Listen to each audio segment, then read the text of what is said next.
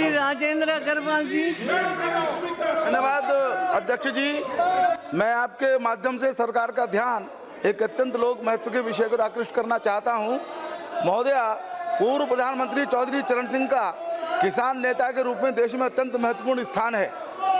किसानों के हित के लिए जवाहरलाल नेहरू जैसे व्यक्तित्व के विरुद्ध खड़े होकर सोवियत पद्धति पर आधारित सहकारी खेती के विचार का विरोध करने का उनका साहस, उत्तर प्रदेश में खेत जोतने वाले किसानों को जमीन का अधिकार देने का उनका निर्णय तथा कृषि क्षेत्र की समस्याओं का गहन अध्ययन एवं उन समस्याओं में किसान के पक्ष में खड़े रहने की उनकी तत्परता इत्यादि ने चौधरी साहब की एक विशेष छवि का निर्माण किया है।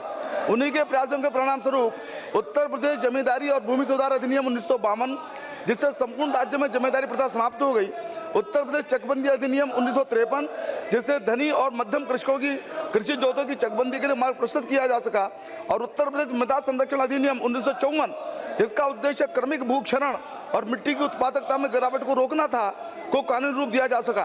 वह पहले ही व्यक्ति थे जिन्होंने विश्वविद्यालय स्तर पर मृदा संरक्षण को एक प्रमुख विषय के रूप में शुरू करवाया।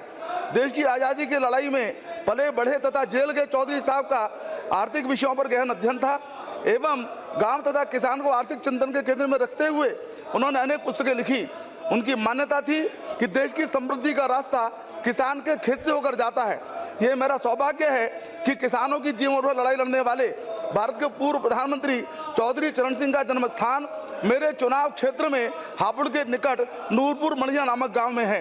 किसानों की आय को 2022 तक दोगुना करने के संकल्प के साथ निरंतर अनेक कदम उठाने वाली माननीय प्रधानमंत्री श्री नरेंद्र मोदी जी के नेतृत्व वाली वर्तमान सरकार गांव एवं किसान की उन्नति के प्रति समर्पित है। अध्यक्ष जी, मेरा आपके माध्यम से सरकार से अनुरोध है कि चौधरी चरण सिंह जी के भारतीय राजनीति में अनुकरणीय योगदान को देखते हुए उन्हें भारत रत्न से सम्मानित किया जाए। धन्यवाद, मुझे अवसर दिया, आपका बहुत आभारी हूँ।